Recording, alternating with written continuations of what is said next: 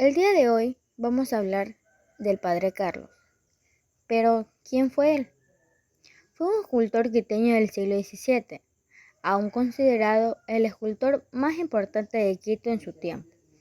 La falta de aportes documentales sobre su vida y su obra llevaron a dudar su existencia a más de un estudioso, y a pesar de su bajo nombre, se acogía en sus distintas obras. Tenemos una de sus primeras esculturas, La negación de Pedro. Esta escultura representa el momento en el que Pedro niega a Jesús 3 veces antes de su crucifixión. La obra muestra a un Pedro angustiado y arrepentido, capturando la intensidad emocional del momento. La escultura se caracteriza por su realismo y expresividad, con detalles monstruosos en el rostro y en las manos del personaje. También tenemos la oración del huerto. Esa escultura retrata el momento en que Jesús ora en el huerto de los olivos ante su arresto. La escultura nos transmite una sensación de tranquilidad y espiritualidad, capturando la intensidad y el significado de este momento clave en la vida de Jesús.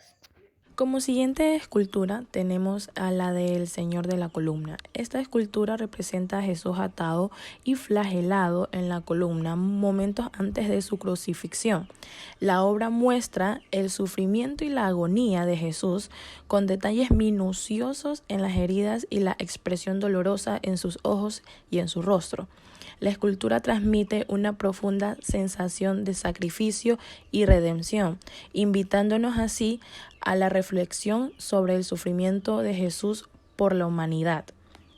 Como siguiente escultura tenemos a San Pedro de Alcántara, ubicado en la capilla de Cantuña. Esta se encuentra integrada a todo este conjunto monumental y se sitúa a solo unos cuantos metros de ella sobre la fachada que da a la plaza de San Francisco. San Pedro de Alcántara fue un fraile franciscano español. Su nombre real era Juan de Garavito y Vilela de Saranabrio.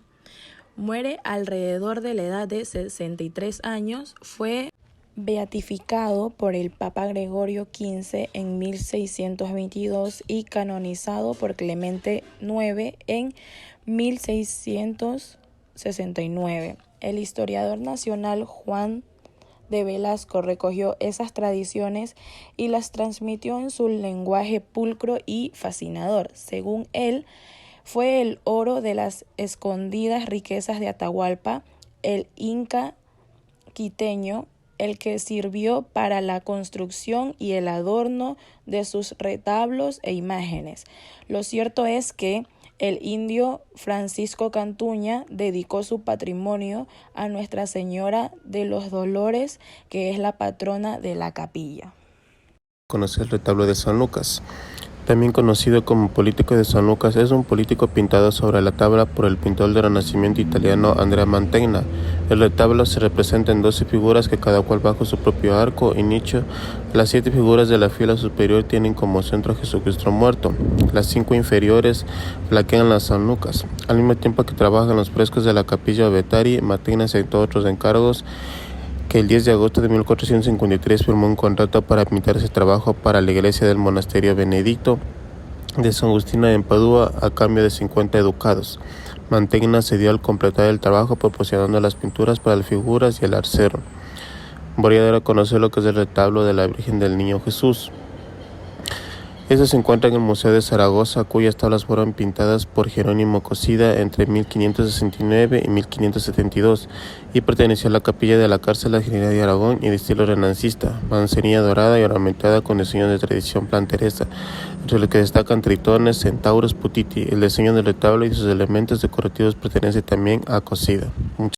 Santo Domingo de Guzmán. Llegaron a Quito los dominicos Fray Gregorio de Suazo y Fray Alonso de Montenegro en 1541 y pidieron solares al cabildo para la iglesia y convento, aplicados, sin embargo, a una intensa labor civilizadora que se reformó con la presencia del segundo obispo, Fray Pedro de la Peña.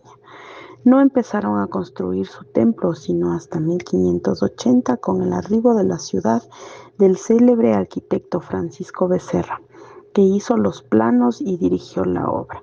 Fue Santo Domingo un emporio de sabiduría y de tesoros artísticos que guarda en un cofre mágico, en sus claustros sombreados y pinos gigantes, en su museo que honra al primer pintor quiteño, el dominico Fray Pedro Bedón. San Bautista de Niño, religiosos de la Real Celestial y Militar Orden de Nuestra Señora de las Mercedes. Acompañaron a los conquistadores desde 1534 y tomaron parte importante de la creación de la cristiandad ecuatoriana.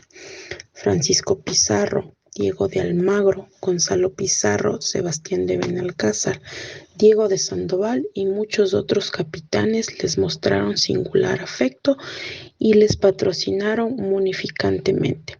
Solo la capilla de San Juan de Letrán de que recuerdo en esos primeros tiempos, la iglesia actual del siglo XVIII, para los retablos del altar mayor y del crucero, así como para la decoración interna del cúpulo, se buscaron las artífices más famosas de la época.